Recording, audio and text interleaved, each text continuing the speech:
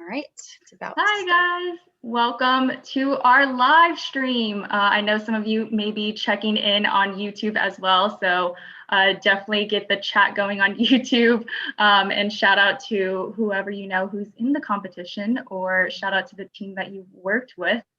But welcome to the 4-Day Founder Final Pitch and Award Ceremony. We are so excited to be here. Our teams worked so hard these past 4 days. They started just being on a team of strangers, and now they are all on a team with their co-founders. So what a great transition. And these students have come up with a pitch that we will be going to shortly. So going from that point, I did want to explain a bit about 4-Day Founder, just for those who don't know.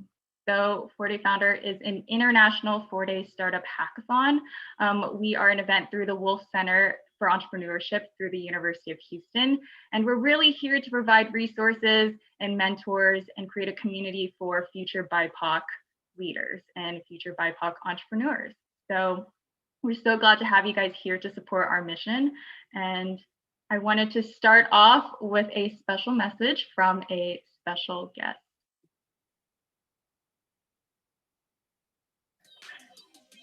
Hello, I'm Houston Mayor Sylvester Turner. Houston is sprinting towards becoming Silicon Bayou, and all of you participating in the 4-day Founder Startup Hackathon will help make visions become a reality. We need your ingenuity and creativity as we work to make Houston a hub for innovation and imagination. There are over 3,000 startups in Houston, and as entrepreneurs, you are problem solvers.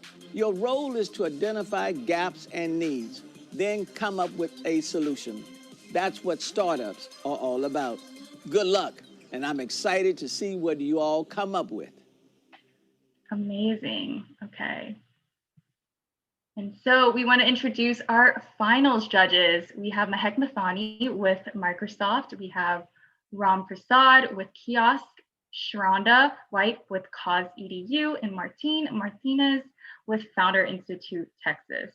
These judges have volunteered their time to really judge our competition. So we're so grateful for them being here, and we're so excited to see kind of what questions they're going to give our finalists. So with that being said, I know everyone wants to know who are the finalists. Why don't you guys blow up the chats and say what team you think the finalists will be. I see the chat is going wild. I see 8, 7, 6, 11, 1, 10, and my eyes can't handle the rest. But yes, we are all so excited, and I will be going to list the finalists in order of their presentation, not in any order of how well they scored or anything like that. But the next slide will show the first finalist.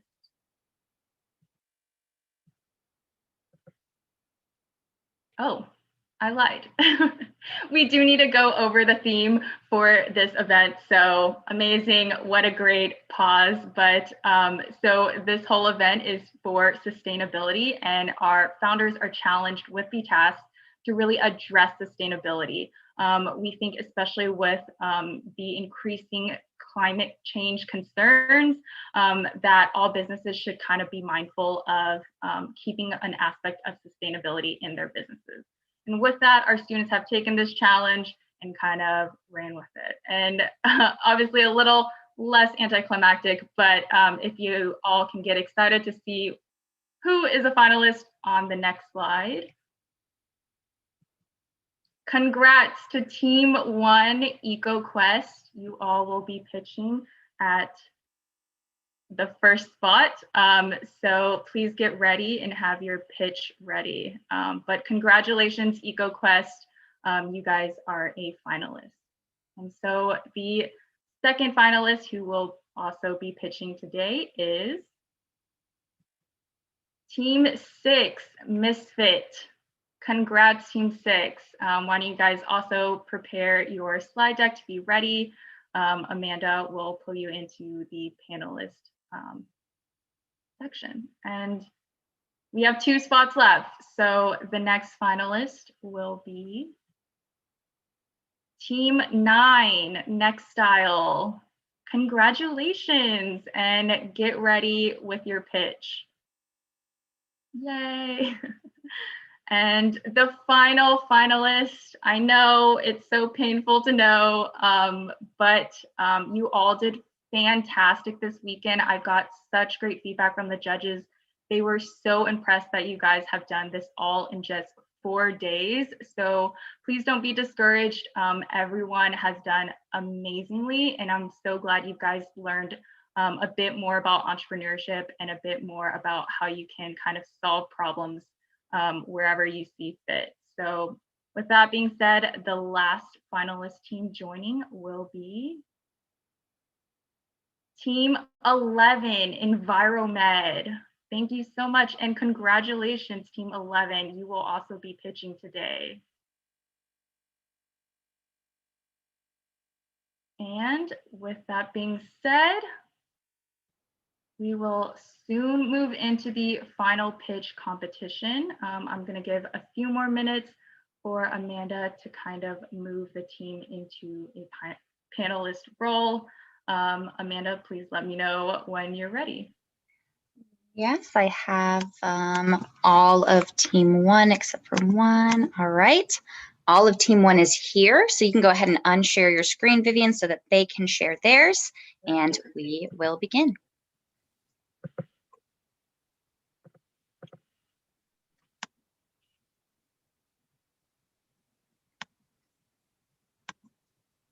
All right.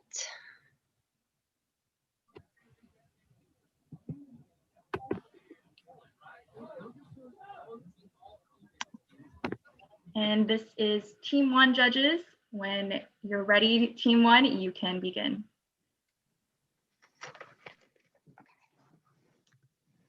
Pollution is constantly damaging our planet. We see these effects in the ocean, air, cities, and even our daily lives.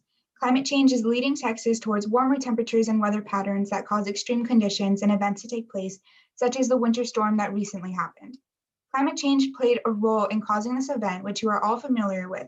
So let's take a look at another example on how this affects our community on an individual level. Take Jimmy, a 14-year-old kid who lives in Houston, which is in the top 25 cities that rank with the worst ozone pollution in the nation.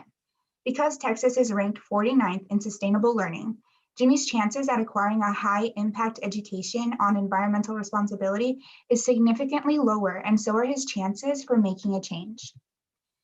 EcoQuest is a nonprofit app that uses interactive games and community building tools to help younger generations build sustainable habits. With this revolutionary app that provides engagement, education, and community for kids like Jimmy, a powerful impact on environmental health is easily obtainable. Let's take a look on how EcoQuest can achieve this. So our solution is an interactive mobile app that gamifies the process of building better sustainability habits. Users are able to choose which quest to tackle with categories ranging from recycling, upcycling, sharing, and recruiting a friend. And once the user picks which quest to do, they are prompted with an interactive video to watch and a minigame to play, followed by a final step to submit their task like a video recording. And after accumulating points from completing these quests, you can finally reap the rewards by going to the rewards tab. And to ensure that we're appealing to our target demographic of ages 12 and up, we have a wide variety of categories ranging from toys, supplies, and food. And we plan on partnering with companies that care about sustainability like Patagonia, BP, and Pizza Hut. And moving on, we also have the education tab. This is where we plan on making an impact on kids like Jimmy. The Learning Hub enables us to spread environmental education through providing an all-in-one place to find the resources necessary to learn more about living sustainably. And with the competition tab, we want to introduce our recycling program in K-12 schools, which allows them to foster a sense of community and engagement among their students through friendly competition. And this will allow the younger generation to take more of an active role in environmental leadership, which would lead to a generational impact for years to come. And speaking of community building, we have a newsfeed feature where students can share their recycling efforts and earn points at the same time. And to make this an even better customized experience, every student has their own profile tab where they're able to pick their favorite animal as their avatar, and also to show off their badges through completing quests and track their stats to show that their sustainability efforts are truly making an impact. And moving on, I'm going to pass it on to Safia to talk about our market research. So before discussing the market need, I want you all to take a moment and think about the effects climate change can have on us all.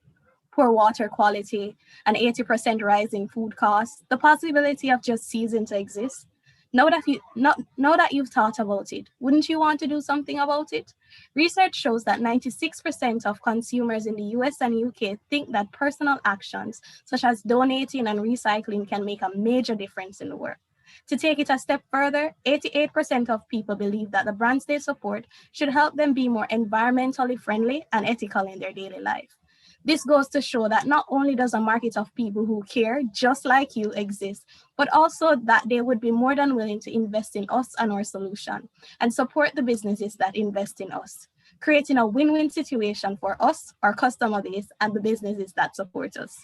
Over the years, data has shown that the school districts have been playing an active role in creating sustainable solutions, forming what most would go on to call Green Schools Alliance in states such as Iowa and Michigan.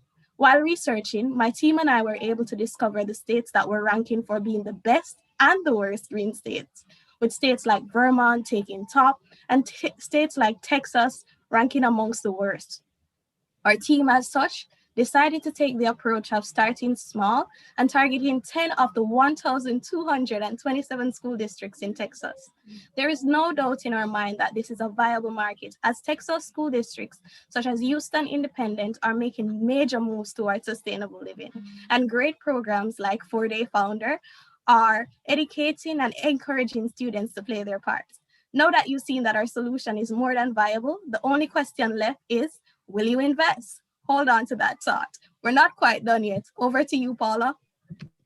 Alrighty, so not only is our why, our passion, our mission, a powerful to our value compared to other competitors, our features remain among the best in this new market. As you can see, we have all 4 features that create a stronger customer relationship and loyalty to our app. Other apps like Ali Luna that has a community that is more geared towards adult audience do not generate a high generational impact. Recycle Bank does have 100 plus challenges. However, what's a challenge without doing it with the community? And again, geared towards adults. As the same with Litter Cleanup, where their only task is to pick up litter, and it's geared towards adults. So you don't have the fun interactive games and videos like EcoQuest has. So you might be asking, come on, just get to the financials. How is EcoQuest going to have the financial stability to be live? Well, I got the answer. So our main revenue source is going to be sourced from partnerships. We only plan to partner with sustainable companies who are passionate to combat climate change. So the way it works, for each redeemed reward comes with either a percentage of a discount from the company, which allows more exposure and traction to their business. We ask a minimum of discount of 10% for our users. However, with each partner, we're open to discuss and negotiate deals based on their margins. But want to donate to us? Perfect. We will allow more exposure by allowing your company to be the most redeemable award, and as well implementing the revenue share model. So you're asking, what are some other ways I can support EcoQuest? Well, we got our awesome merch. Look how beautiful that looks. I know. And so there's also donations. So I would like to thank all of you listening to our pitch. Let me reintroduce you to our team. My name is Paula Romero, and I study at the University of Houston. Hi, my name is Lewin Nguyen, and I'm also an undergrad at the University of Houston. Hi, my name is Safia Mendez, and I'm an undergrad at St. Leo University. Hi, my name is Citlali Luna, and I'm currently studying at California State University, Bakersfield. We will now open up the floor for questions. Great, thanks so much. Judges, you have 5 minutes for questions.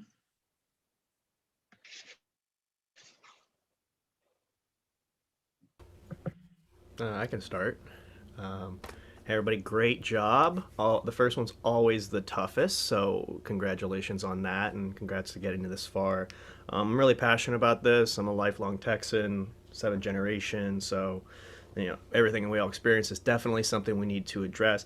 I'm curious, can you tell me a little bit, that revenue slide, that was a big one, on how you're making money. How is that different than maybe some of the competitors that you outlined on that competition slide?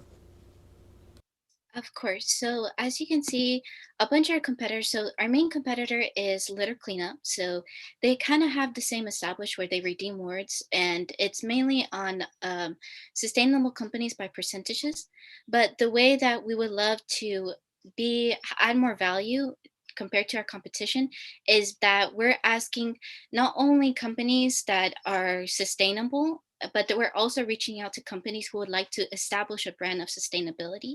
And so not only we're in phase one. So phase one is where we're doing the profit and split share, where they do this discounts and donations. But eventually we want to move on to phase two, where we want to do a discounted rate. So once we have a more users and following to our app, we're going by tiers. So if they want to make a 1,000 impression, we would like to charge $5 per impression. And then tier two, if they want 2,000 impressions, we'll kind of give them a discounted rate, and which will charge $4 per impression. So it's a bit we work more with the companies. I'm not as sure where the other competitors how they work with them, but we as EcoQuest, we're very open-minded, and we would love to support not only local businesses but big businesses too to establish their brand. Great, thank you.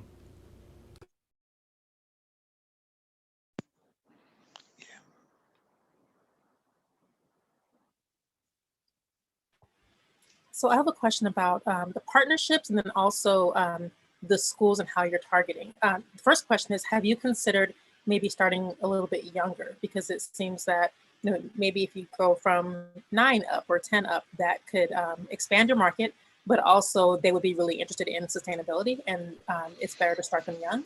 And then the other part of the question is, as you're looking at partnerships with these organizations or these companies, and then also the schools, I'm just wondering how you chose these particular partners. Because like when I think of BP, for instance, I don't think of like points and whatnot that somebody that's 12 up would be interested in. So is it more so just that they're interested in sustainability? Is that why you chose them, or how did that come about? Yeah, so to answer the first part of your question on why we chose our target demographic to be 12 and up rather than starting from the ages of 9, we wanted to create an app that caters to most of the age group. And if we create an easy to use app for someone that's 9, it might not be very appealing to someone that's 18 or 19. And we want to kind of broaden our demographic a little bit. And to answer your question about why we chose BP as one of our companies that we would like to have sponsor us, because they're one of the most sustainable companies here in Houston, and we plan to use the competitions to kind of just hone in on the idea of friendly competition to the schools, and we hope BP would sponsor us by donating some kind of scholarship or grants so that these schools that win the competition can have more of an incentive to join. I would like to add that Shell, so here in Houston, Shell is doing an initiative to be sustainable, I believe, by 2040. So by partnering with oil companies, we can allow them to have a win-win where they're not only promoting and helping their brand to be some more sustainable, but also investing into EcoQuest or programs like us that can reach out to a larger audience too. Thank you. So I have a question about the social media feed that you guys presented. Had you considered integrating with existing social media platforms instead of creating your own, since that could, be quite a bit of work? Yes, so we have thought of that, but we wanted to consider the fact of safety, and kids ages from 12 to 16 might not feel very comfortable having a Facebook, Instagram, and Snapchat. And I know some of you judges might have children too that might not be comfortable sharing with social media. So we wanted to make our own to kind of ensure that safety. And we have one more question, Ram, if you'd like to. No, great job coming up, doing so far. It's an awesome presentation. Good job on that. My question is, why did you decide to use a non-profit versus a revenue model for your business? Yes, I can answer that. So, looking based on competitors, there's a lot of nonprofits, but we chose ultimately nonprofits because focusing more on education. So, we're trying not so much to focus on revenues. Yes, our main source of revenue is partnership, but we also hope for sponsorships, so donations. So, whenever we're choosing to have somewhat donations from other companies, we can also have the incentive that we can allow tax breaks for them too.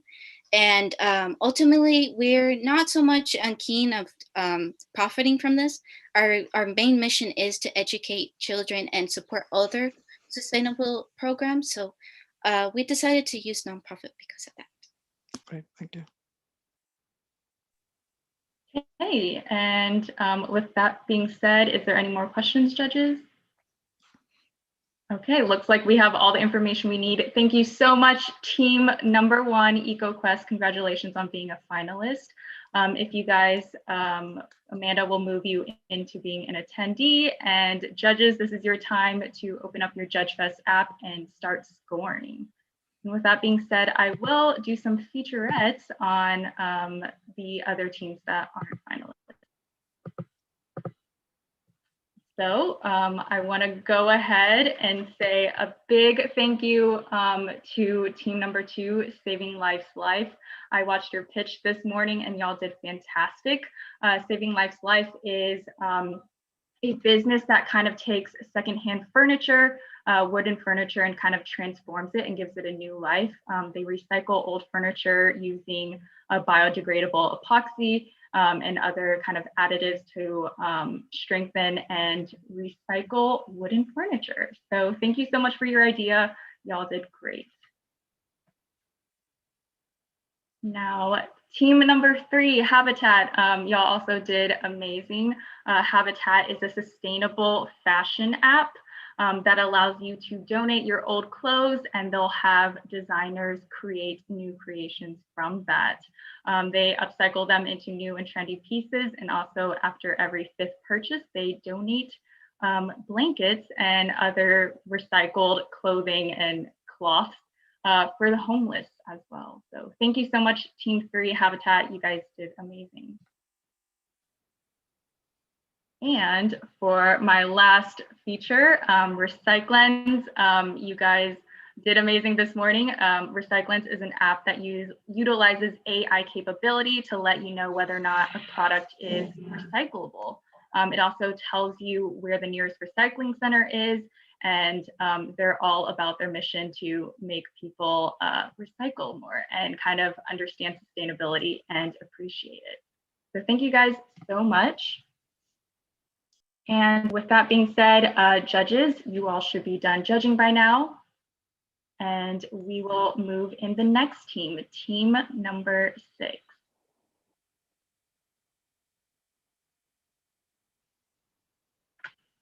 Okay, team 6, when you're ready, you may begin.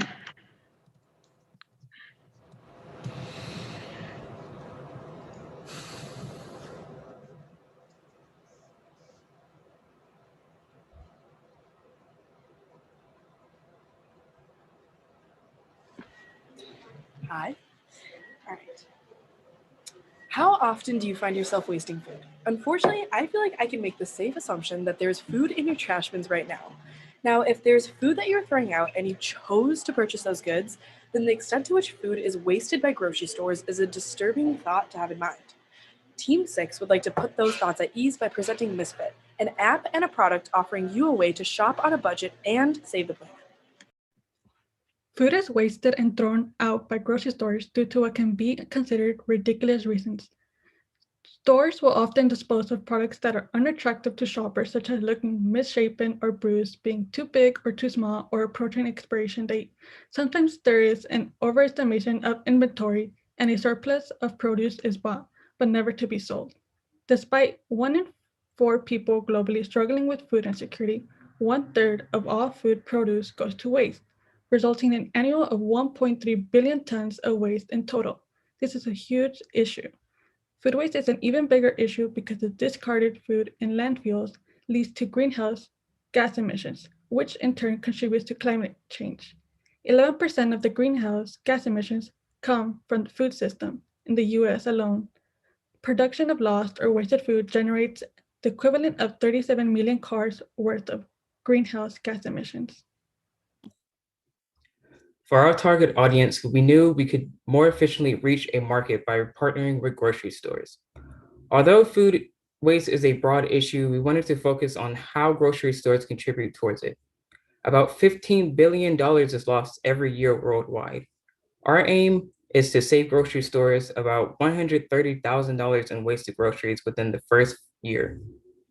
We found that around 10% of food in grocery stores is never purchased by shoppers. Grocery stores throw away 43 billion pounds of food every year. Further data has shown that about 30% of grocery stores' trash is food waste, mainly consisting of fruits and vegetables. We need to change this. Our solution to combat food waste and CO2 emissions is Misfit.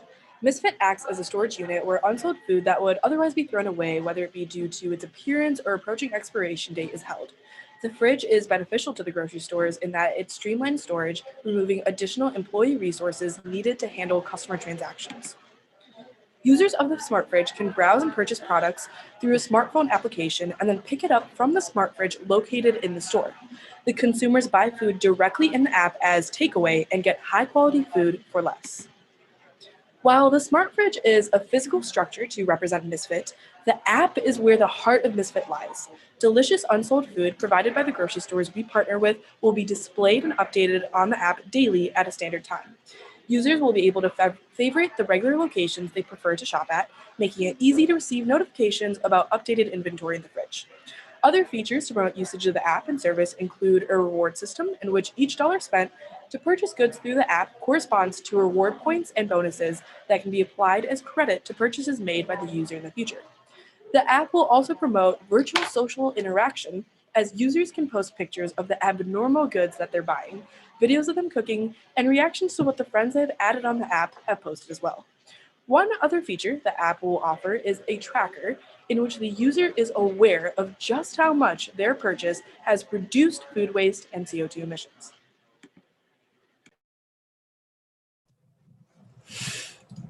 At Misfit, our target retailers will be grocery stores such as Target, Whole Foods, and Walmart neighborhood markets because of their initiatives in sustainability, their prominence within retail, and their customer base fitting hours. Misfit's target consumers will primarily consist of students and careerists. These types of people tend to be more environmentally and budget conscious. And according to a survey held by HelloFresh within the 18 to 44-year-old ranges, they tended to be the most environmentally and budget conscious out of the general population. According to the UN, around 1.3 billion tons of food is wasted annually. So Misfit's opportunity is huge. To put this into a dollar perspective, the food waste management industry is estimated to be valued at $34.2 billion. And our initial plan to contribute is by targeting 3,500 stores within 7 cities all across the country to make our mark in mitigating food waste. So Misfit's main competitor is a company called Karma that also has their own line of fridges where they sell through restaurants and grocery stores. However, the main difference between us and Karma is that Misfit's app has a focus in social media so we can push our message of food waste management. And we're only a vendor for grocery stores. Another competitor is Imperfect Foods. They're similar in the regard that they sell groceries that are oddly shaped. However, they're a subscription delivery service rather than being sold in brick and mortar, and they don't offer discounts on their groceries. Our expected costs include the manufacturing and shipment of the refrigeration/storage unit, as well as its upkeep and routinely maintenance. We will be partnering with a home appliance company to supply the Smart Fridge to our partnering grocery stores.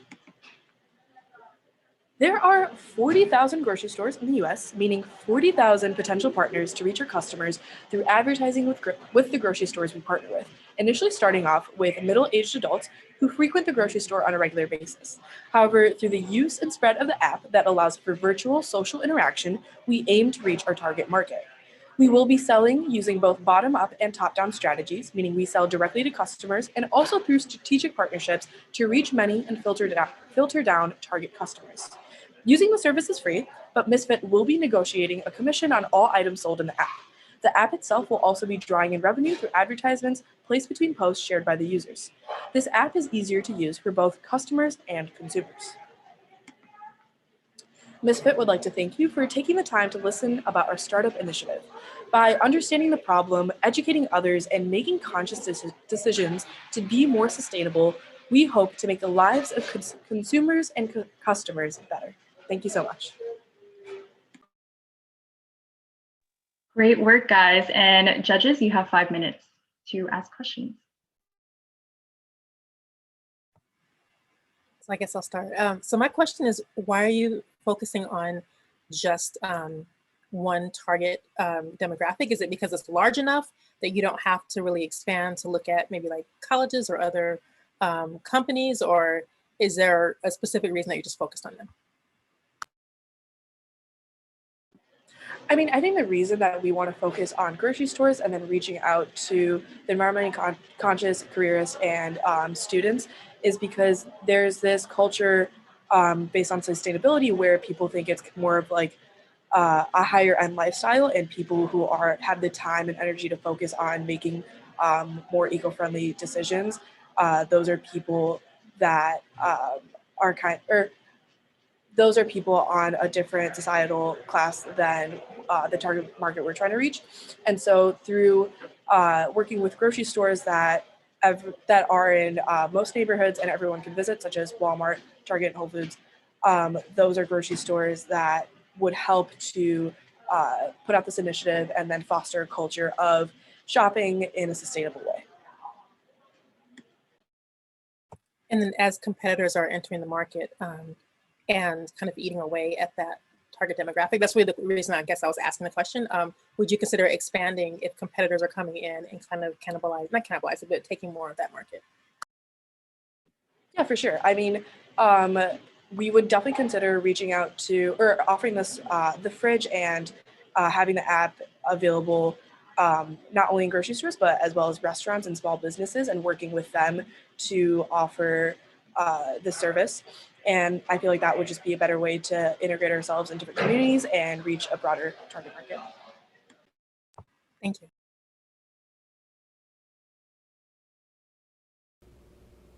I can go next. Great presentation, y'all. Could y'all tell me just a little bit more, because y'all are doing both a hardware and a software play.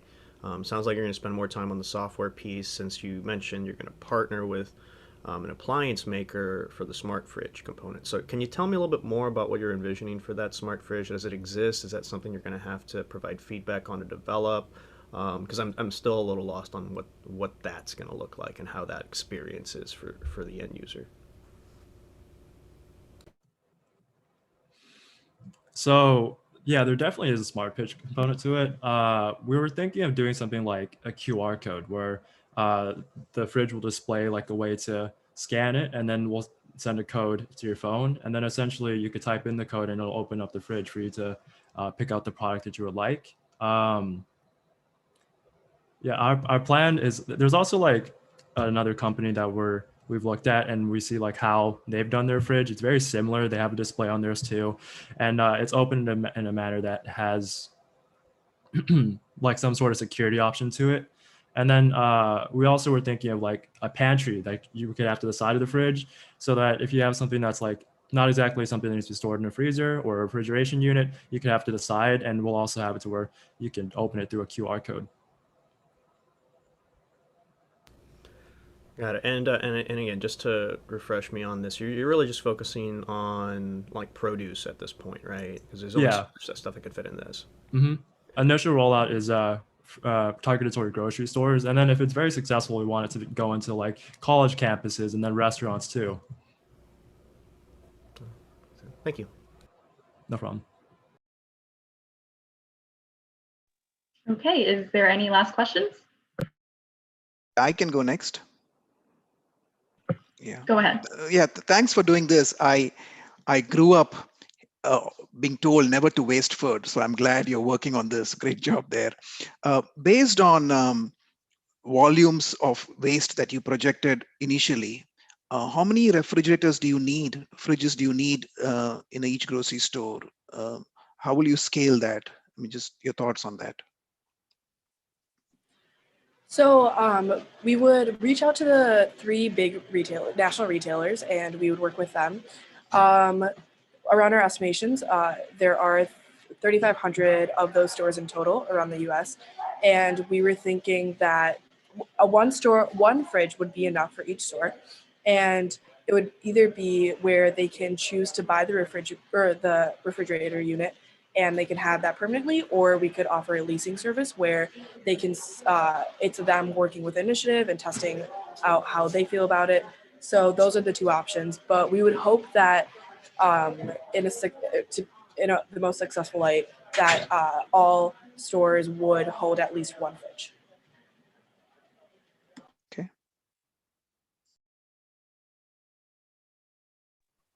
I have a quick question. This one is regarding kind of your financials. So how have you kind of set aside that % commission that you're going to tack on to the price of the food so that it not only makes sense for you as a business, but also for the consumers who are purchasing these abnormal foods, as you guys call them? So the produce and the products sold itself will be reduced at a 50% rate from its original price. And then we expect to take a 15% commission. This can be negotiated because we do understand that it's already discounted, and it's the inventory managers in these companies that need to make a profit first. And so through that we hope to gain that revenue. And then, as we mentioned before, mainly we're going to focus on making revenue through the app and advertisements through the social media features that we will be offering.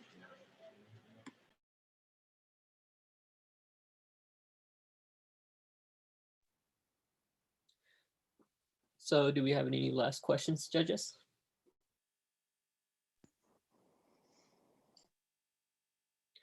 All right, so just to remind y'all, this is Team 6, Misfits. So you can go ahead and start judging on the Judge Fest app.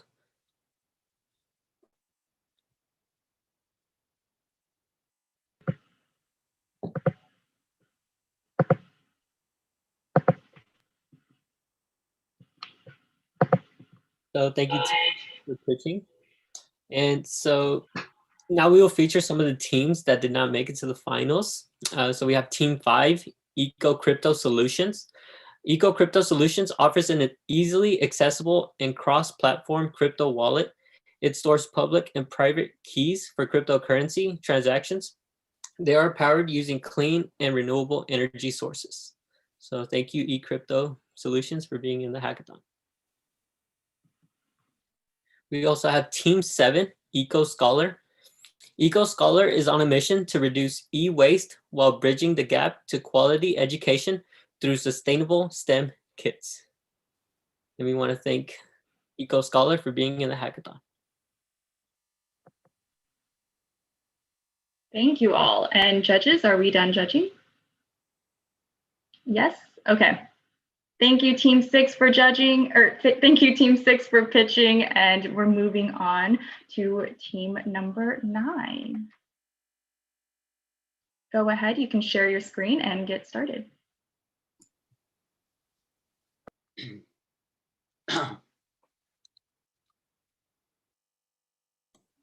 Alrighty, guys, I just want to make sure all my team members are here. I'm here, Ben. Akram's here. I'm here too.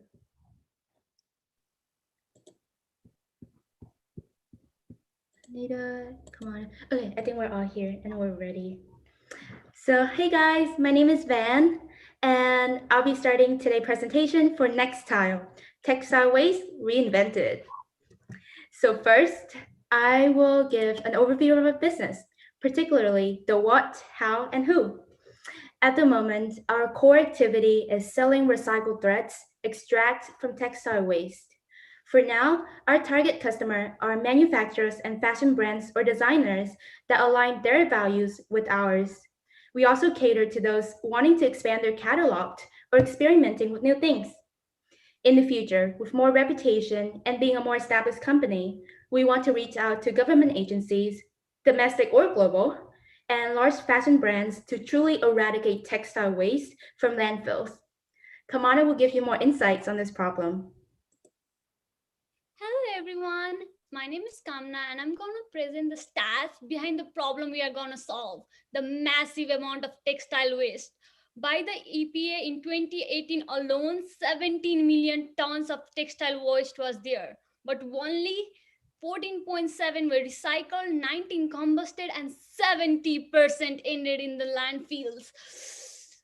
Those 70% adds up to about 11.9 billion tons every year. If we go above this, we will use tons of clothes for bonfires, not a time until it's a reality. Okay, let's talk about the underlying problem. The methane generated in the landfills decomposes to CO2, which is 25% harmful for our global warming. The synthetic product decomposes down to microplastic, microtextile that surrounds to groundwater, soil, ocean, and eventually end the food chain. Also, who doesn't believe in global warming takes us freezed after 12 years just there. Determined to be a part of the solution, our team have researched and are developing a technology to solve this problem. Passing on to Akrim, who will go through our proposition. Thank you, Kamana. So we envision a world free of textile waste. We believe that clothing shouldn't just go into a graveyard that is a landfill. We believe it should be more like the Lion King. It should have a circle of life. And how we envision creating that circle of life is by maximizing the amount of recycled material and selling those back to companies. And so what our current value would be is becoming a more efficient textile recycling company. We have technologies to do that, and we hope that in the future, we can also bring value by becoming a sustainable brand partner. So when someone purchases from us, they can tell their consumers they buy from us to show that they care about the environment. And with that, I'm going to hand it on to Van.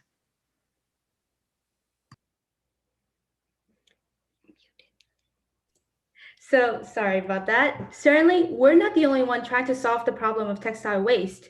In the current landscape of the industry that we're in, after a piece of clothing is thrown away, it gets sent to a recycling facility that packs it up with other textile waste, as you can see in this picture right there. And then companies like ours will buy them, process them into threads, or even further to fabrics and sell it back to fashion companies. Nonetheless, there are many loopholes in this process, like not all thrown away clothing end up in recycling facilities, and not always, even after bought by processors, are processed. However, we found a solution that Akram will let you know more about. Thank you, Van. So we are currently looking to build a machine. And what that machine will do is it will take textile waste and turn it into new materials. And how it will do that is to separate them into their polyester and silk materials. So what will happen is materials will come through a conveyor belt and move through a sorting machine. And that sorting machine will have a technology called textile for textile that's been proven by the European Union, which uses cameras to be able to determine which material goes in which direction. And so one direction will be polyester, which will be melted and then turned on a twizzling machine into new threads. And another direction will be silk, which will then be rolled into a new material, at which point we will take these, package them, and send them to our consumers. And with that, I'll hand it on to Kamana for our competitors. You have obviously heard this term, haven't you? You are not in the trend. You are not the first choice. So what makes us different from all the other company? So the first, the time consumption. As we have mentioned in the technology above, we have the automatic separation of fiber. So we don't need to associate with the manual sorting and the rigorous process. Second, our company use two types of substances, polymers and silk. So which is basically in normal sense, natural fiber and synthetic fiber. So a lot of people not know that 1.5 billion of the waste are actually from the byproducts of recycling. So this is why we introduce textile. Third, if we can implement this technology, we can change the textile recycle, as we have the most efficient fiber sorting technology that can be the key to unlock the post-value consumer textile. And Ankita will tell you about the need in our market.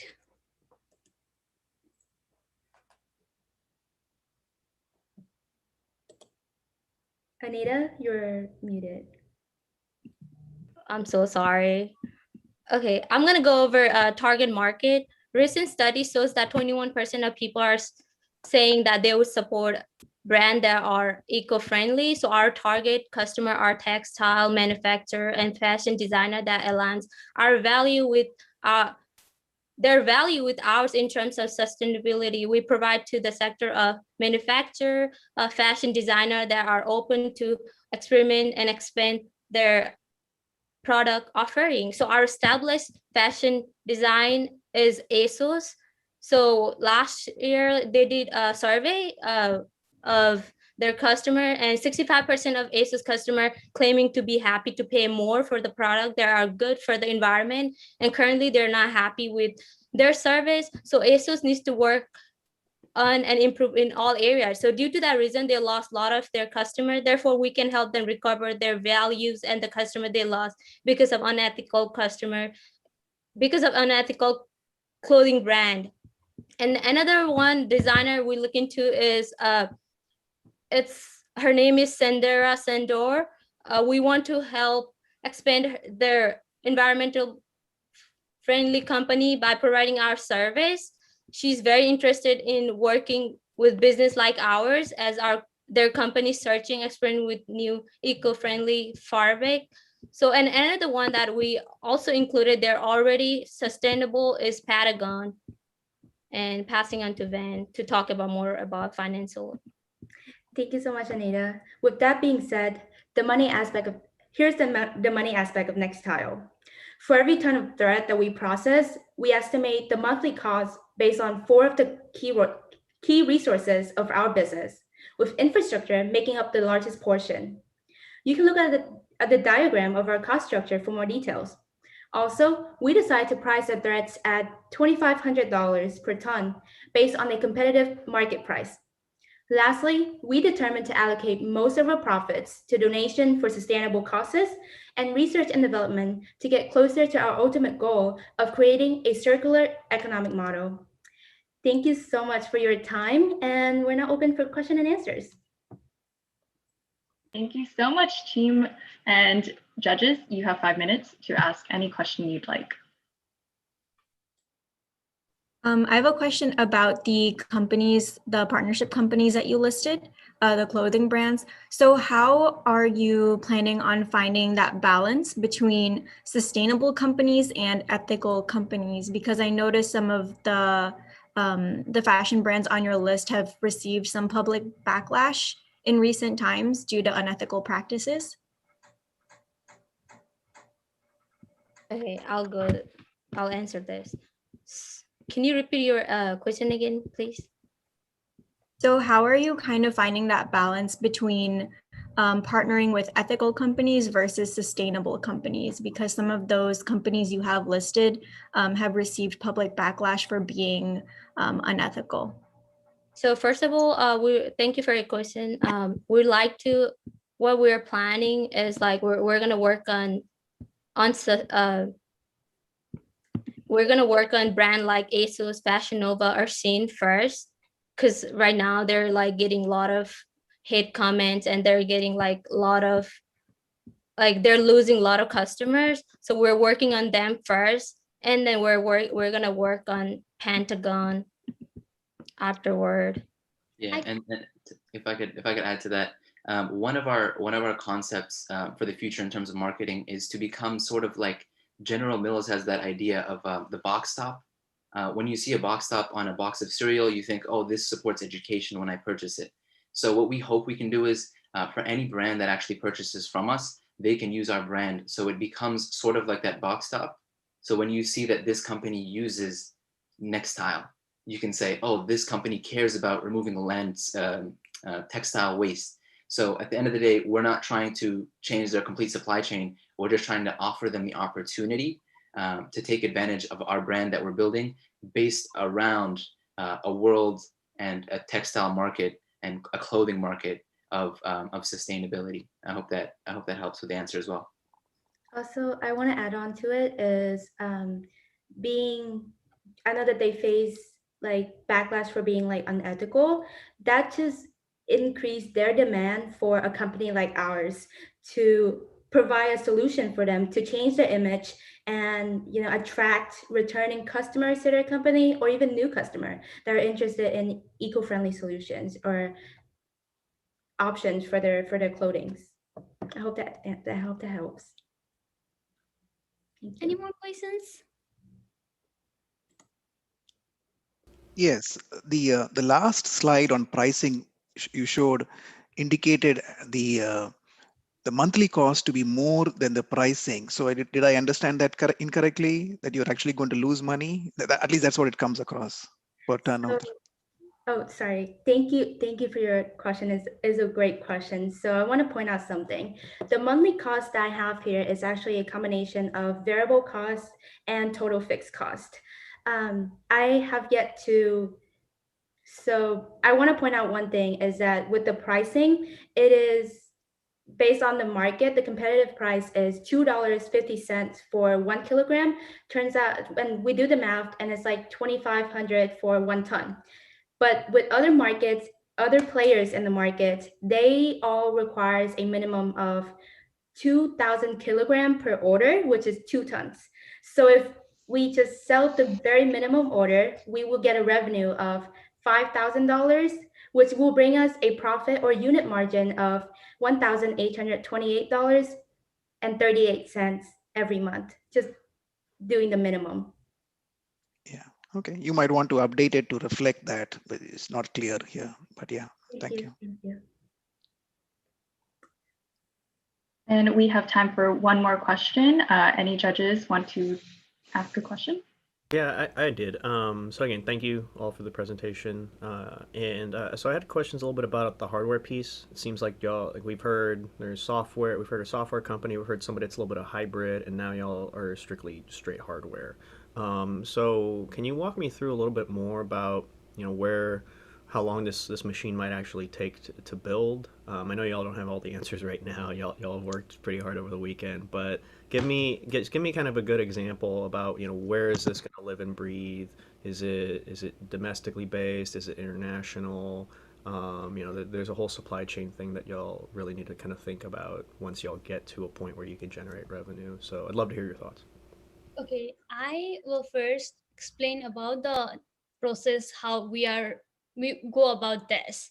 So there was only one company which actually separated the fiber from natural fiber and synthetic fiber, and otherwise all the company in states or also globally needs to do it manually. So obviously we know that it takes a lot of time, but there was a European company who inspired this process. So we are using the infrared as a technology right here to separate the fabric from natural fabric and synthetic fabric. Also, the company that in United States that use the textile recycling always have byproducts of the synthetic materials. But what our company provided was like, we are not gonna have that byproduct that is automatically going to the waste again. We are gonna use both of our materials. So first material was our natural material that will go to the strings, and our silk will go to the strings too. So we'll have two raw material, one the synthetic one and another the organic one. So you asked about how we are gonna go about this, right? So generally this plan was developed by an engineer who was in our team but could not make it, and she estimated that for the first part we really don't need anything, because European technology has really already set it up, and we need a bunch of couple engineers to re-engineer it for us, while both of this technology that we are combining is already in the market, that we need to only find the prototype of it and then combine it in our value product. Yeah, and just to add to that, I think you explained it well. We're not really reinventing the wheel. We're just putting certain things together, and on top of that, we don't necessarily we live in a country where we develop a lot of the I guess textile pollution, if you want to call it that, And so we ship a lot of it abroad. Salvation Army has, I believe it's a 30 days, or if it's not sold, they ship it to third world countries.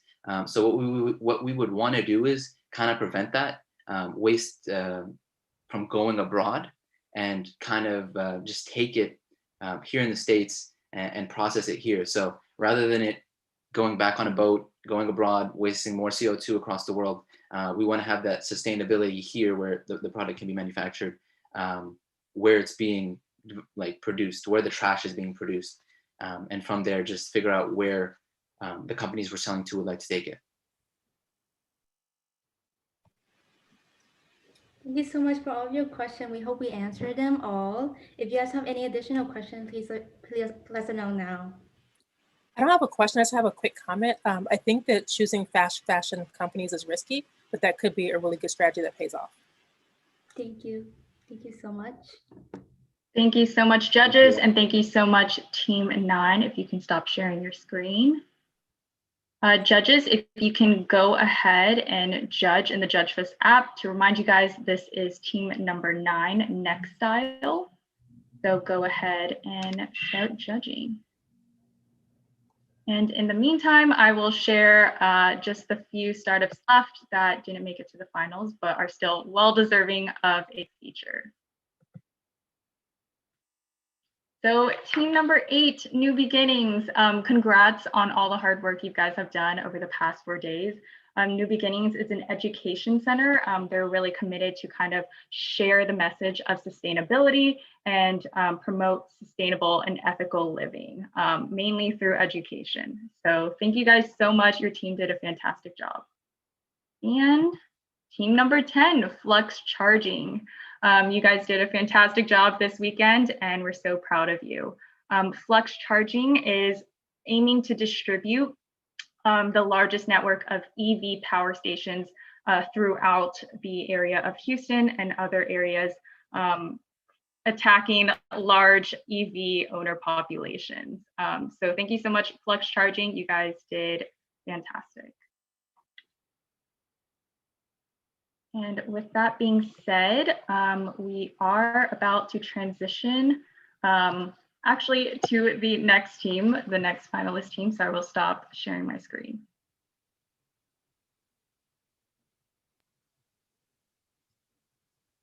Judges, are you ready?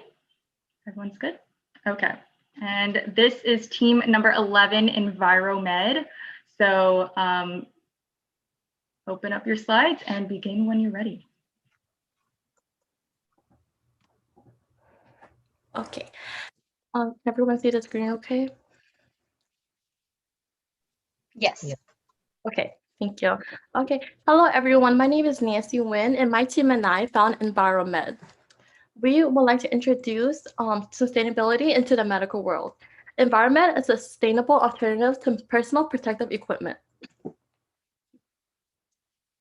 I work alongside Abdullah, Ariana, and Samir to bring out our business plan.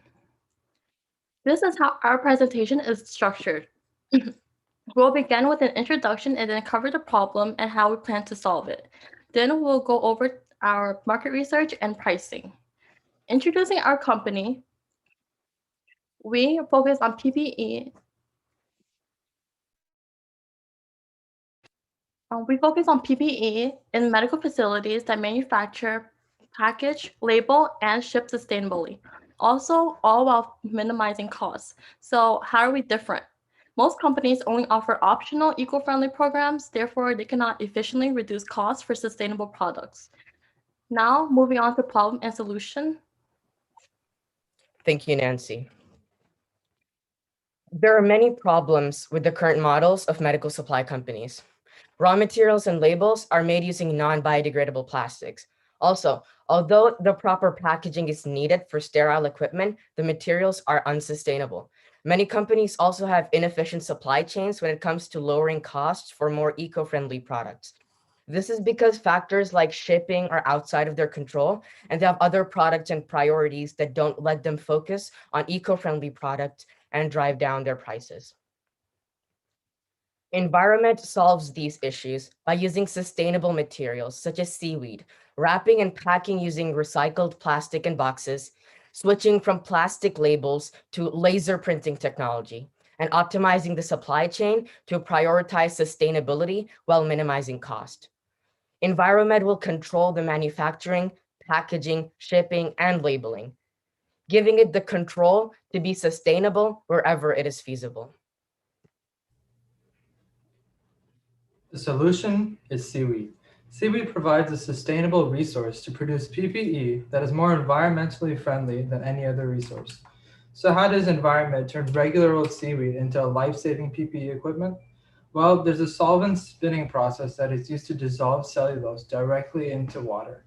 What happens then is that it goes through a washing cycle, and then it's filtered, and then that gives you a pulp.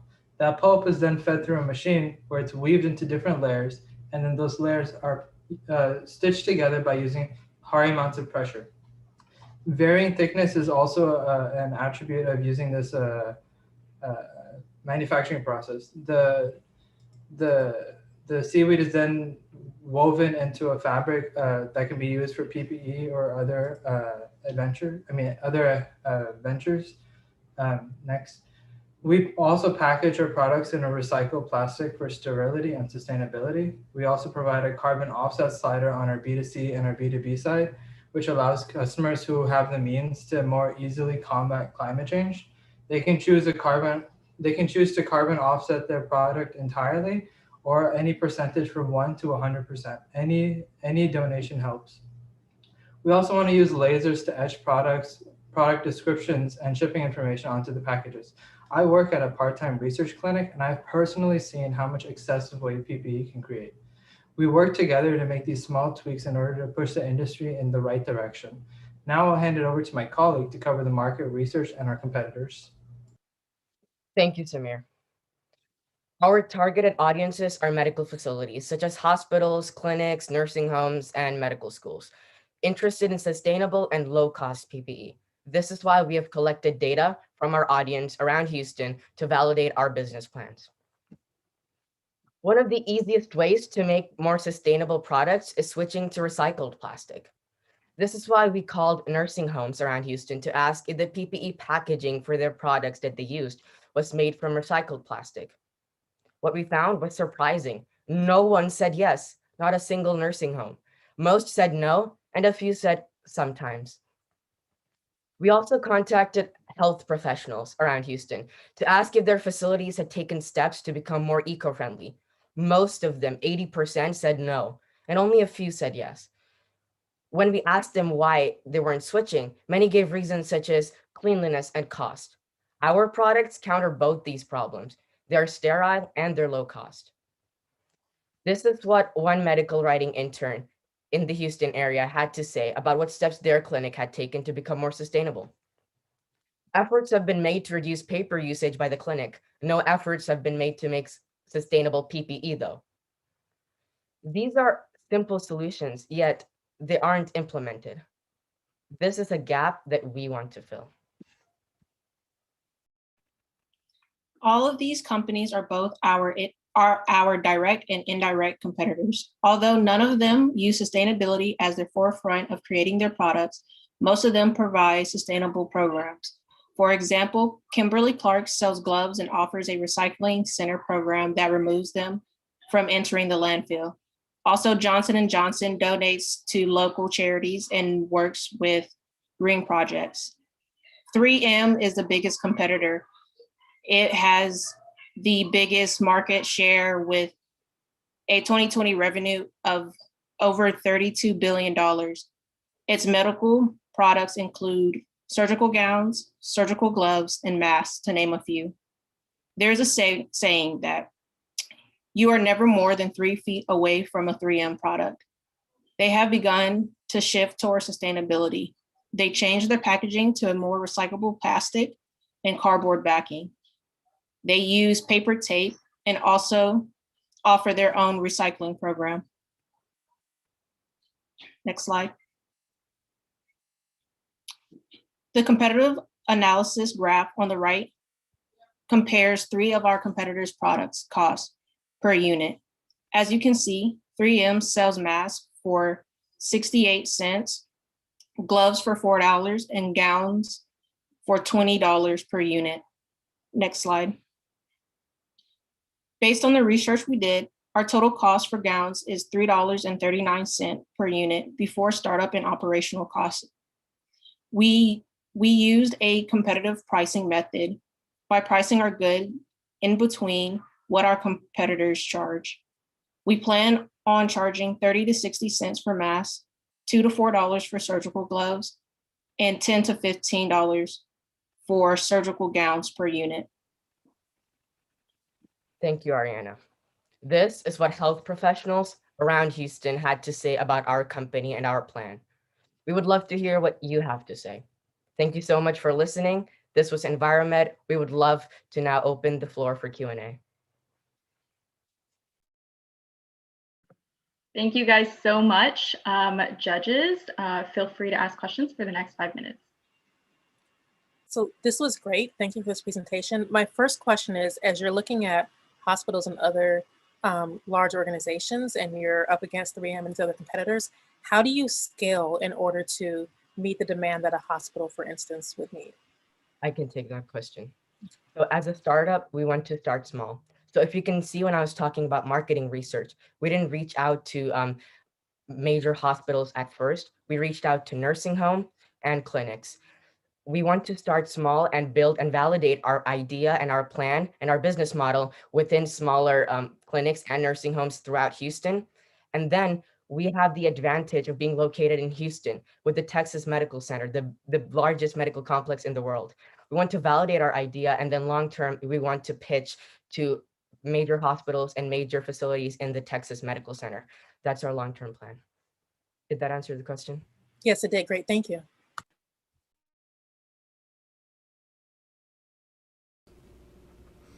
I can go next. Great job, y'all. I think everybody's done a great job today, but this one's really cool just because y'all kind of bury the secret sauce like pretty like mid-pitch. I would love to hear y'all next time lead with that because it's cool. It's you're taking seaweed and you're turning it into something magical that can help a lot of people. So I would love to hear y'all kind of lead with that because I didn't really understand whether or not where this was going to be in the medical field until I got to PPE and then boom, seaweed.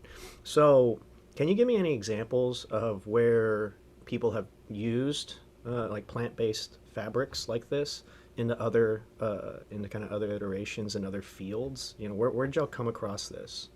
Because again, it's just fascinating. I can take this question. So seaweed is like a really readily available resource that occurs in the ocean, which occupies like 70% of the earth. So we figured it'd be worth researching into to see if there are any like alternative plastic sources that we could harness from the ocean. And what we found is that not only is seaweed relatively cheap to make, but it's also extremely like carbon neutral. So we kind of looked at if there are any other companies doing this, and we found one company that sells fabric just by itself. And so we researched their process as well as processes from other companies and kind of like saw which one had the best properties, and then we chose from there. Seaweed has actually been used in a lot of different projects. Like I remember seeing last year that there was this shoe that was made entirely out of seaweed. They harvested the cellulose from the seaweed itself and actually engineered a way how to make it into like a midsole as well as the fabric around it. So like early on, I learned that seaweed is like an extremely versatile resource, and it's definitely something that I find is heavily underutilized today. So we thought we'd bring it into the medical field. Got it. Thank you. Yeah, and again, just general feedback on that. That's really what makes y'all different than anything else. Is really hammer on that. I love the name and I love the mission on that. But this is really what's going to separate y'all from everything else out there. So if y'all can really nail down the reasoning why, and then also just kind of own, the procurement and the manufacturing process behind that, y'all are in a great spot. I'd love to talk more about that at some point. Thank you for the insight, Mark. Yes, thank you for the feedback. Thank you so much. Does anyone else have any questions?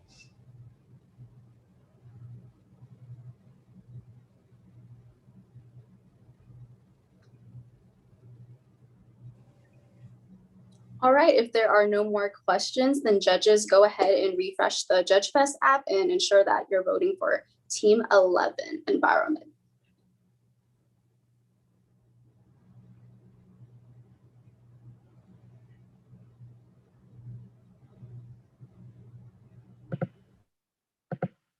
Okay, thank you so much, Team 11. You guys did a fantastic job pitching. That was our last finalist.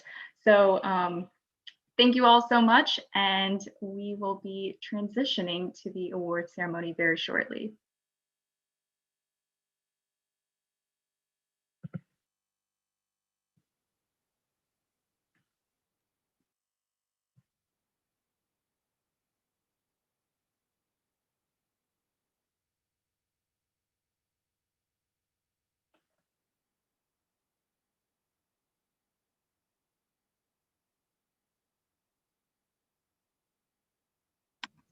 All right, Vivian, we do have Ash here. He did want to see if he could test his PowerPoint real quick. Sure. Should we log off as judges or? So once you're done judging, thank you so much, judges, for being here. We really appreciate everything that you've done to help out our students and giving them great feedback and great questions. And yes, Amanda will convert you guys. I'll go ahead and move y'all to attendees so that you guys can still be here and watch the rest of the presentation. Thank you. Thank you so much. Appreciate the opportunity, and good luck to everybody. Great stuff today. Yes. Thank you. Thank you so much. All right, I'm moving y'all over now.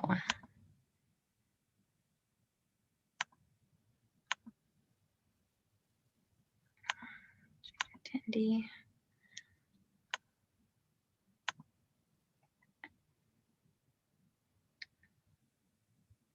All right, all the judges are moved over, and we do have Ash here. Let me make him a co-host. And I did want to go ahead and introduce our keynote speaker, Ashley DeWalt. So Ashley DeWalt is actually a serial entrepreneur and serial helper in the community. He's involved in numerous organizations, and currently he's the managing director at Div Inc. Houston. Div Inc. Houston is a new Houston hub for minority entrepreneurs and minority founders, and they're trying to, I guess, use the same mission as us and really provide those resources to minority communities as well. And he will be speaking on the importance of an entrepreneurial mindset. So with that being said, welcome, Ashley. I'll go ahead and stop sharing my screen and you can pull up your PowerPoint. I just wanted to thank everyone for the time and like I said, just this is, an awesome opportunity. And what I wanted to talk to everyone about today was just the importance of an entrepreneurial mindset.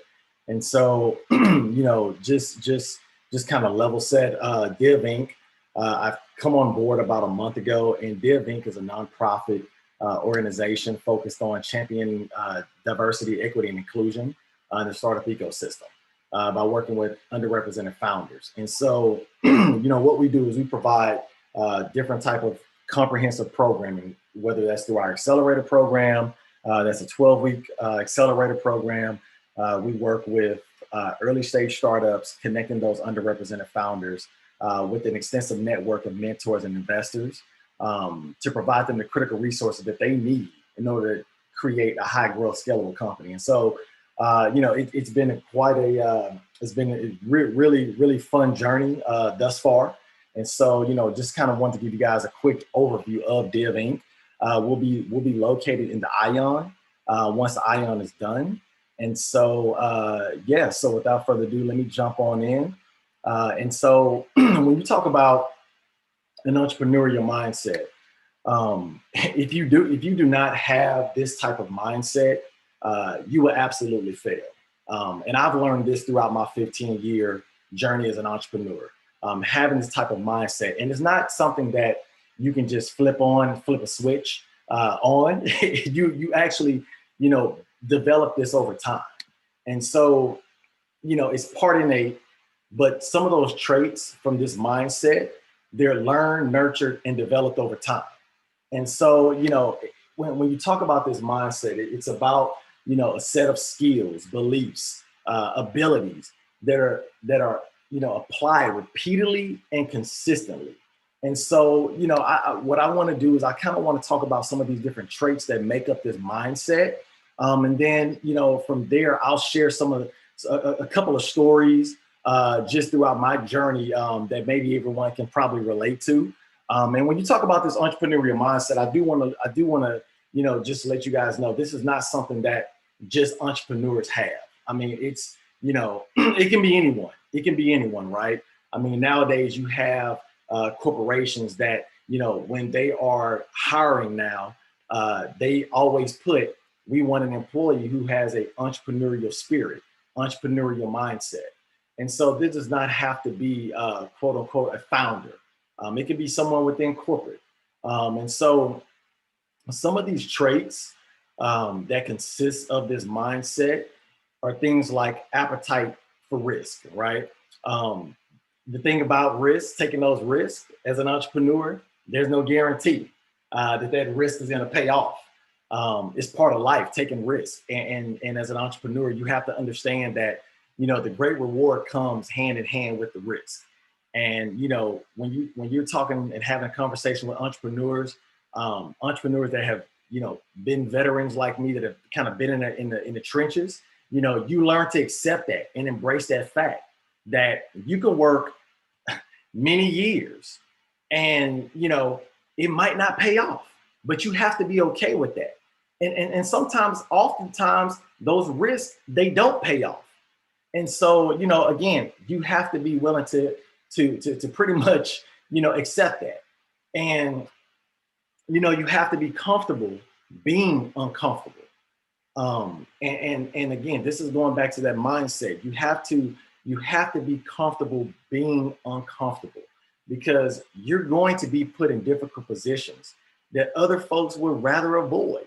And so as an entrepreneur, you really have to possess a vision and know that is necessary in order to grow and succeed. There's no guarantee that those years of your efforts are going to pay off. But again, you have to be willing to accept that, right? And so the next trait that I want to talk about is striving for growth and progress. And so, if you're like me, and most entrepreneurs are, we get impatient when we're not making progress. We don't like to stand still. Remaining static, that's not an option. And so, that creates boredom and frustration. And so as an entrepreneur, you should be motivated by progress and opportunity. And, throughout this journey, you're going to experience doubts. You're going to experience fears, frustrations, and I know over the past 15 years, I've experienced all these type of emotions, imposter syndrome, and just all of these different emotions as an entrepreneur. I tell people a lot of times it's like a roller coaster, and I might date myself, but I remember when we used to have Astroworld and we had this roller coaster called a Texas Cyclone. And so I like to tell people, hey, do you want to get on the Texas Cyclone? Because it's going to be a lot of twists and turns. And that's what and when you're an entrepreneur, that's what you accept. And so, kind of going further and further into some of these traits, one of the things that you want to be, mindful of is being able to start something, perfect it later, embrace feedback, seek feedback at all times. Whatever that product is that you're building, get that feedback all the time. Be prepared to iterate and tweak the product, the services that you've created. But the main thing is to be prepared to fail regularly on the path to success. I can't tell you guys, how many times I failed. I don't like to just talk about the wins that I've had as an entrepreneur, because I'm a very authentic person. I'm people that know Ashley, they know that I've been at this for, since I was in my early 20s. I'm 39 now. I'll be 40 later this month. And they know this journey has been very, very long that I've been on. And so, you're gonna have some failures along the way, and that's okay. And so, you have to also be okay not knowing everything yet. Okay, keyword yet. Okay, entrepreneurs are driven towards ongoing learning and education. You know, I can really, this really resonates with me. I didn't know that I would also be a professor down the line. When I was in my early 20s, I didn't know at this point in the game that I would be a professor and teaching at U of H about entrepreneurship and having this type of mindset in the courses that I teach. But one thing that I can honestly say is that I've always been a perpetual learner. And that's the type of mindset that you have to have. You have to accept that, you know, you'll never know it all, but you have to be willing to start now, okay? Where you are with what you have. In my situation, when I started my company, I was in my early 20s. And I can tell you, like, we didn't have, we had dial-up. You know, and I'm really probably dating myself now. We had dial-up, DSL. We used to have the AOL disc that would be mailed to our homes. You know, and I remember we didn't have high-speed internet, you know, Wi-Fi. I worked with what I had. I didn't have books to read about entrepreneurship. I didn't have, you know, in my earlier 20s, anyone in my family that was an entrepreneur. And so I worked with what I had, and with what I had was Google. At that time, popular browser was Netscape. So Internet Explorer. So I worked with what I had, and then I figured out everything along the way. And so, you know, I went to school for finance. I didn't go to school for, you know, business, entrepreneurship. I went to school for finance. And so, you know, at the time when I was in school, my goal and my dream was to move to New York, work on Wall Street, you know, and be a hedge fund manager. But, you know, life has, you know, I took a different turn. And so, you know, you have to figure it out as you go. And you need to always consider yourself a student, always taking those opportunities to learn and grow, because that's critical, again, to the entrepreneurial mindset.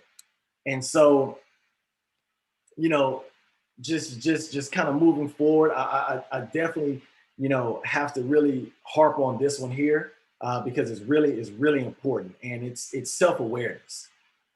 Self-awareness, that is essential to truly know, own, and admit your strengths and weaknesses. You got to push your pride and ego to the side. Bottom line, you have to, because that will get you every time. You have to be willing to accept and understand your weaknesses. And, you know, as an entrepreneur, that was something that, because I had in my earlier days, being a former athlete, I was a basketball player. And so, you know, for me, you know, I wasn't really good at my left hand layups and things like that, but I worked on it. Left hand dribbling, I worked on it, right? I understood those weaknesses that I had in my game, and I worked on that. It's no different. I just transferred some of those skills and that mindset over to being an entrepreneur. And so I had self-awareness that I developed over time. And so again, you have to be aware of those strengths and weaknesses, and you have to be able to understand, how can I turn that weakness into a strength, okay? And then also a couple of more different traits that's really important as far as this entrepreneurial mindset is really being able to you know, be okay with letting things go. You know, it's not a weakness to let go of control of certain tasks, because you don't simply have the time to do it. You know, and it's just a best use of your time. So, you know, you might want to consider a virtual assistant to handle those admin tasks. So that way you can focus on impactful value add activities with your time. And so, you know, that is something that you don't want to get caught up in the weeds, so to speak. And so you want to consider doing those type of things as you grow, you know, and you know, pursue your this journey as an entrepreneur.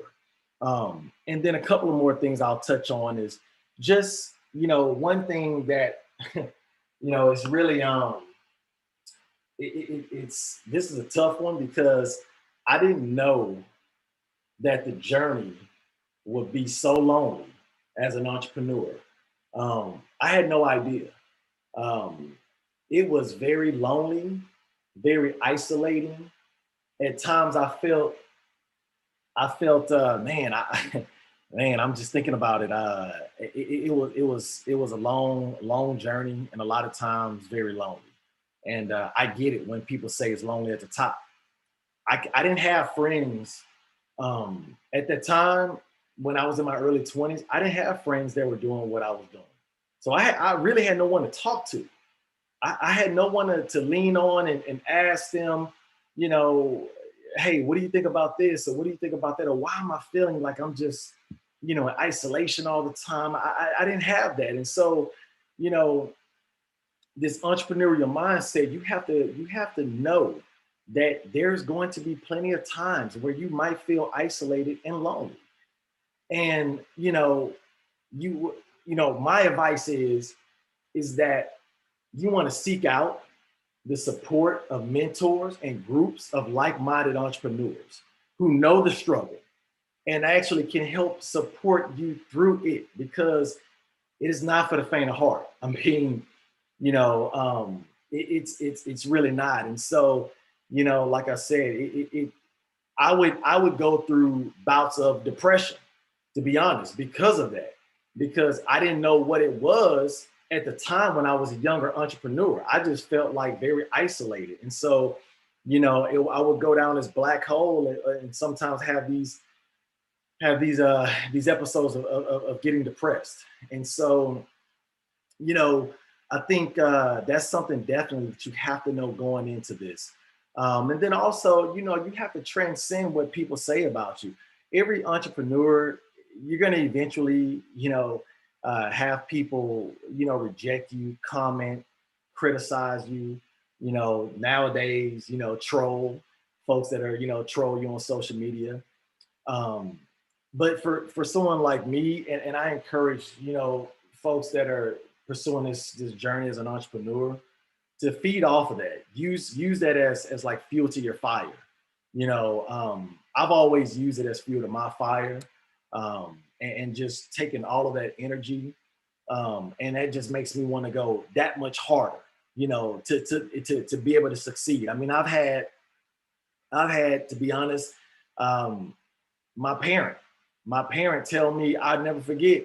My dad told me, that was dumb what I was doing. I was, a young entrepreneur. I need to just finish up school, go get a job, and just do that. And at the time, I was upset, and again, my dad just didn't understand. He didn't understand my path. And so it was okay. Later on down the line, I forgave him because I knew that he only knows what he knows.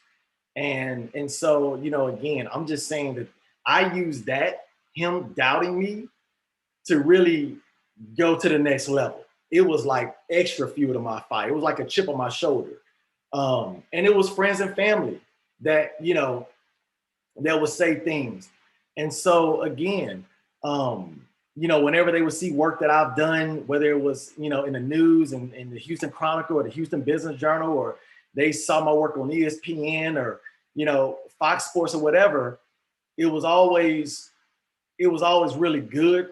It was a great feeling for me because I didn't have to say anything. I can just let my work speak for itself. And so, just be mindful of that. You want to be able to use that, fuel to your fire. And so some of the characteristics I want to touch on, is determination, humility. It's a big one. Humility keeps you centered and focused. Having a drive, being able to be decisive.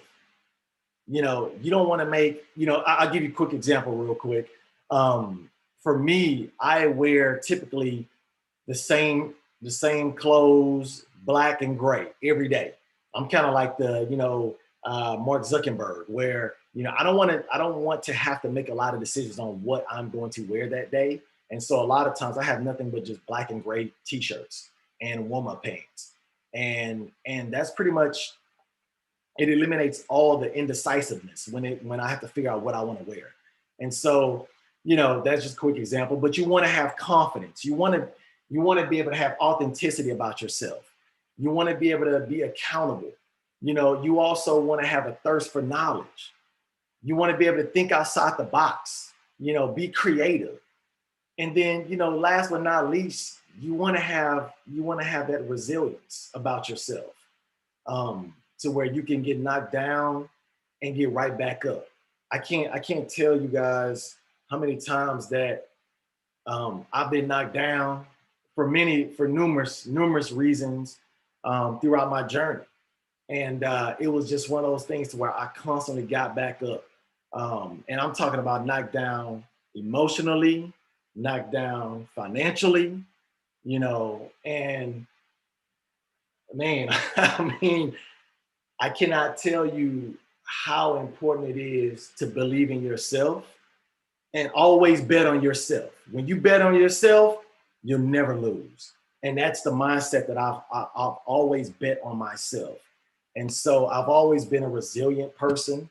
And again, these are just some of those characteristics that I want to touch on to really give you guys an idea as far as what it takes to have this entrepreneurial mindset. And you might ask why it's important. Why should I have this entrepreneurial mindset? Why? Well, because it'll provide you with a go-getter type of mentality, attitude. Your attitude would be of a go-getter. And who doesn't want a go-getter around them, right? It would teach you how to always look ahead, have a vision. And that, you know, when you talk about planning not just in your business, but also planning things in your personal life. The importance of planning, those are things that you'll learn throughout the journey of having this entrepreneurial mindset. You'll also learn not to be afraid to take risk, okay? Having a creative mindset, you know, again, like I touched on, thinking outside the box. And also, you know, knowing the importance of value creation. Any entrepreneur knows that when you have a product or service and you're working with a customer client, it's all about what value can you actually add, you know? And so, you know, just by having this mindset, you will know the importance of value creation. And, you know, when you talk about how can I develop this? How can I develop this entrepreneurial mindset? Well, there's several things that you can do that I'll touch upon, but it's not, by no means is it all. But you want to be able to set clear goals, crystal clear goals that are attainable. Prime example, I had in my earlier years, in my early 20s, my goal was to work with premier athletes, NFL, NBA, MLB athletes. And so eventually I accomplished that goal. I put myself in the right situations. I put myself in a position to meet certain people that, you know, allowed me to be able to take advantage of that and be able to meet that goal. And so you also want to practice being decisive, which I touched on earlier in the presentation. You want to practice being decisive, making decisions and being decisive about your decisions. Because as an entrepreneur, you make so many different decisions throughout the day. And so you want to make sure that, you know, you're constantly practicing being decisive. And then you also want to look at, you know, redefining failure. You know, just like success is different to everyone, failure is different to everyone. So you want to redefine what failure might look like. And then also in regards to developing this entrepreneurial mindset, you also want to face your fears. You want to face your fears and attack it head on. Okay. and not be scared, and understand that, you know, every entrepreneur has fears and doubts and frustrations. It's part of the journey, right? It's part of the journey. And so the last thing I'll touch upon is how to develop it is through perpetual learning. Become a perpetual learner. You know, learn as much as you can. There's so much information now out here about entrepreneurship, startups, how to scale, you know, how to go about, you know, raising capital, you know, read and absorb that knowledge, and you know, pride yourself on becoming a perpetual learner, right? And you know, and real briefly, I'll touch on a couple of quick you know, stories of my journey, and then I'll open it up, you know, for questions if we have time. But you know, for me, you know, one of the things that was important for me was following my passion. My passion was sports, technology, and entrepreneurship. And entrepreneurship, when I was exposed to it, and same thing with technology, when I was exposed to it, it's all about exposure. If you're not exposed to it, it's tough. And so when I was exposed to those things basically became my passion. And so that is really what led me to launching my sports and entertainment management consultancy. And so, you know, I did that, you know, back, you know, I was 24 years old. And so, you know, for me, like I said, I wanted to be able to, you know, tie all of those passions in together. And so I was able to launch my consultancy. I built up a team of, you know, freelance graphic designers, web designers. And again, going back to, you know, just start it. Don't worry about perfecting it. You know, I just started building the team. And when we talk about goals that I touched on earlier, one of my goals was to generate $1 million in revenue. I was able to accomplish that. Okay, I was able to have some major wins working with, you know, NFL Hall of Famer Ray Lewis, or, you know, being retained by Nike or Adidas or Under Armour as, you know, as a consultant for their marketing teams, you know, different marketing campaigns. I had the honor of, you know, working with the Texas A&M universities, the University of Houston men's basketball program that had been a client for 4 years. All of these different wins that I had, they were all throughout the journey, but I also took some losses. But that's the beauty of entrepreneurship, right? And so, you know, for me, like I said, I've always been connected to sports and entertainment for the past 15 years. Some of the failures that I've had, and I'll just touch upon this very briefly, was that, you know, I for a long time, I was a workaholic. And, you know, you have to have a work-life balance.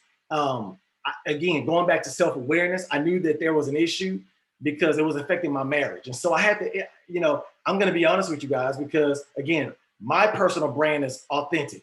I had to end up going to marriage counseling because of me being a workaholic, and it was affecting my marriage. And so as an entrepreneur, you get so laser focused on what you're trying to do that a lot of times you forget about the important people around you. And that's where that self-awareness, those are the things that, you know, it really is a great thing to have and develop over time. And so, you know, I was fortunate to be able to, you know, address that, you know, make some changes, adjust my lifestyle, get back on track with things going on in my personal and professional life. And now, like I said, I just make it a point to take care of myself, mental, physical, and spiritual. And you know, it's one of those things that, you know, again, you're going to take failure. You're going to have failures.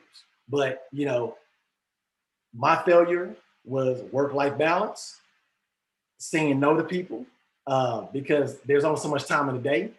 And so you have to learn how to maximize your time. And so, you know, for me, lastly, that I'll touch on is that, you know, through this journey, you have to learn how to pivot. And when you're talking about this entrepreneurial mindset, you have to learn to pivot. I made 3 pivots throughout my journey. I pivoted from traditional sports for the last 15 years, working with brands, to esports, working with the Houston Outlaws last year, And now I'm pivoting in my role at Div Inc. as a managing director, and I'm also pivoting to becoming a venture capitalist. That way I can work with these underrepresented founders in the city of Houston. And so this is something that, again, as an entrepreneur, you have to know how to pivot. And this is something that is so key to that entrepreneurial mindset. And so, I just want to, I'm going to stop here. I want to just kind of open it up. If there's any questions, comments, etc. But I thank you guys for your time. Hopefully you were able to gain some insight, some valuable insight into this very brief chat. Ashley, thank you so much. Everyone show some appreciation in the chat. That was wonderful. I'm so glad you touched on the fact that entrepreneurship can be isolating, because I know people see on TV like, oh my gosh, these big, wealthy, exciting lives that of course can happen, later in life, but the beginning grind of getting your businesses started is always super hard. So I really appreciate you touching on that.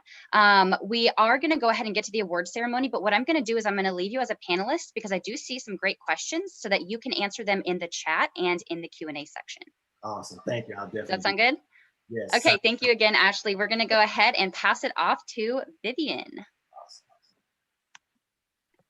Hello, guys, and we are here at the award ceremony. I know this is highly anticipated for the past 4 days. All the students have been asking about is, who they think is going to win and, who will win. So I know that's the biggest question here, but we do want to reflect upon like all the work that we've done in the past 4 days and kind of go down memory lane. I will pass it on to Martin to kind of kickstart this award ceremony. Yeah, so welcome to the award ceremony. I just want to thank everyone who had a part in the hackathon, founders, panelists, mentors, sponsors, team leads, and the Wolf Center. We're grateful to have people like you volunteering for this event. And so this is just an outline of the hackathon from day 1 to day 4. Day 1, the founders brainstormed their idea and were introduced to the team. They finalized their idea of the startup and they began their journey. On day 2, they presented their elevator pitch. They were introduced to their awesome mentors and began learning about the basics of entrepreneurship. On day 3, they began taking action. They began their slide decks and practiced their final pitches. And on day 4, which is today, they have been presenting their final pitches and have been doing an amazing job. So we did have 124 applicants from 3 different countries. And this is the applicants that were chosen. Over 70% were women. We have freshmen to seniors, and we have every major out there pretty much. It's all across the board, coming from 32 different colleges and universities. And I wanted to go ahead and introduce the 4-Day Founder team. So this is our team, and we've been going behind the scenes to organize this whole event. I'm Vivian. I'm the director of 4-Day Founder. Martin, if you want to introduce yourself. Yeah, my name is Martin Salinas, and I'm the project coordinator. My name is Amanda Moya, and I am the Wolf Center program manager. And I'm Salita Chem, the operations coordinator.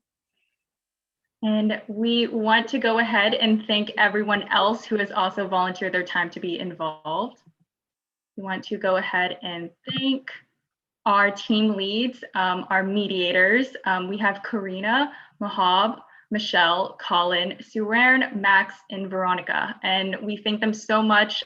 They were the ones who kind of spent the whole day with their team and really offer advice and help them with their pitches and help them with their deliverables. And we're really there for them almost at every session for the past 4 days. So we really thank them for their time.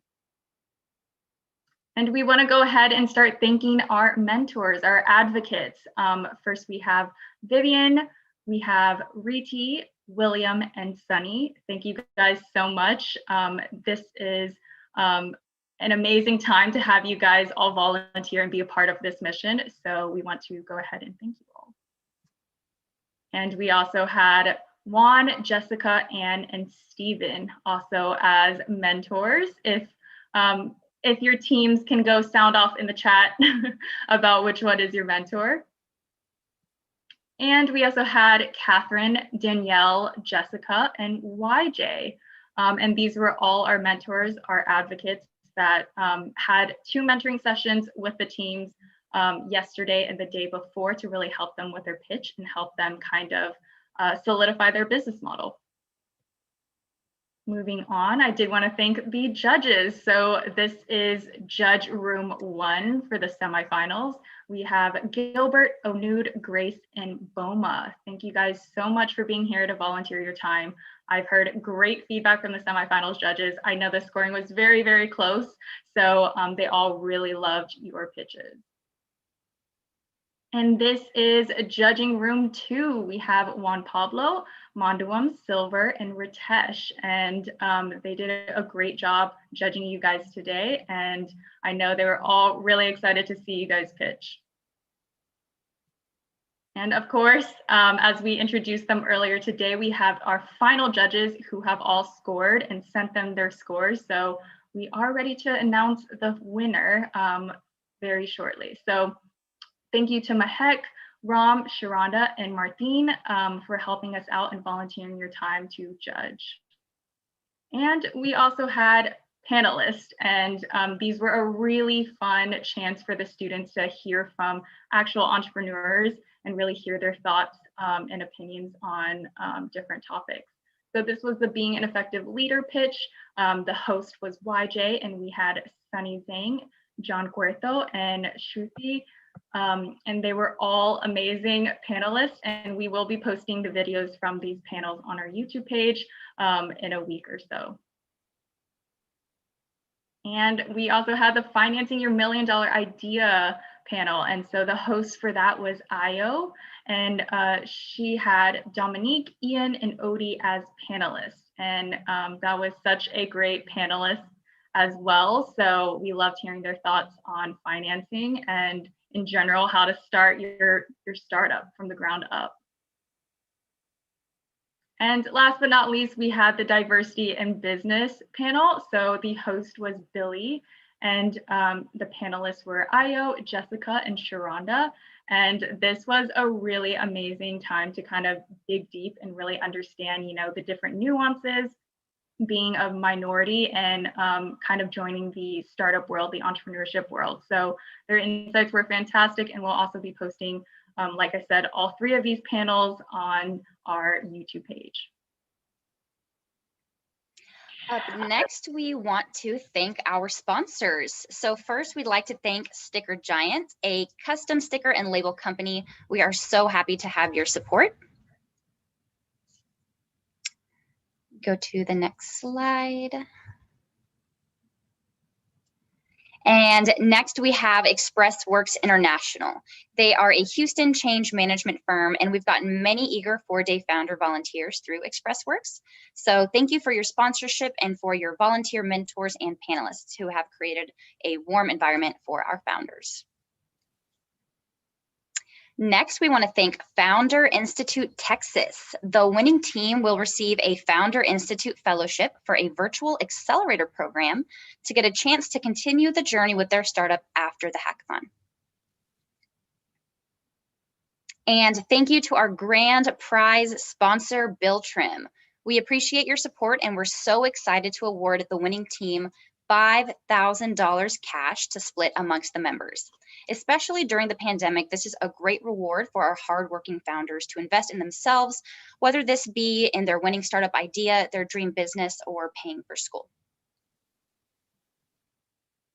So 4-Day Founder was created to make an impact. We've created a 40F investment fund where all proceeds will go towards a fund for small businesses and startups that are majority owned by 1 or more BIPOC founders. Our goal is to support BIPOC-owned businesses and be a resource for them to thrive.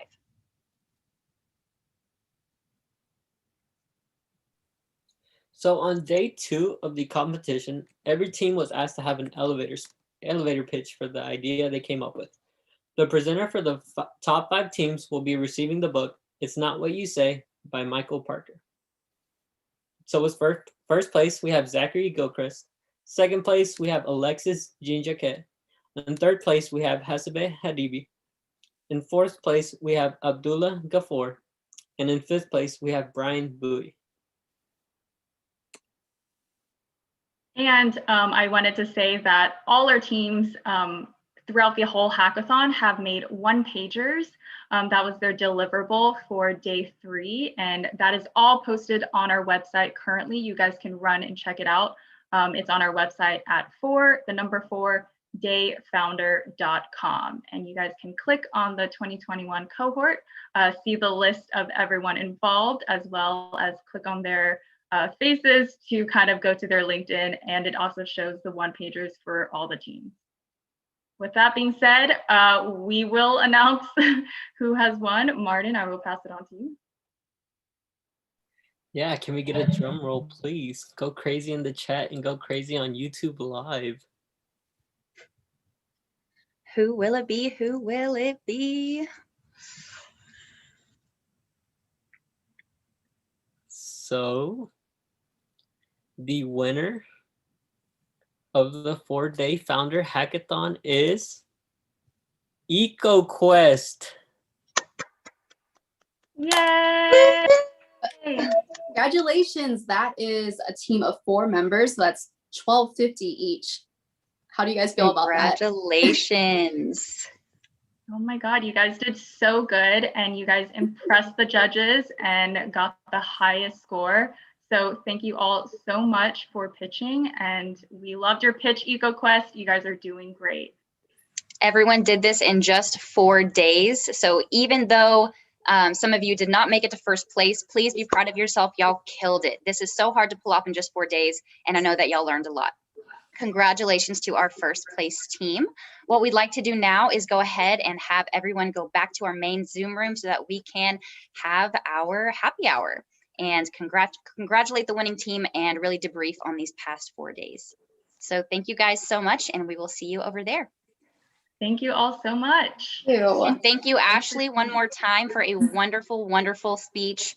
And students, if you want to connect with him, he dropped his email in the chat. Thank y'all so much. Y'all take care.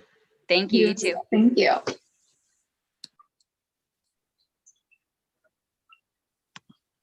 All right, I'm going to go ahead and end this one so we can head to the other one. Sound good?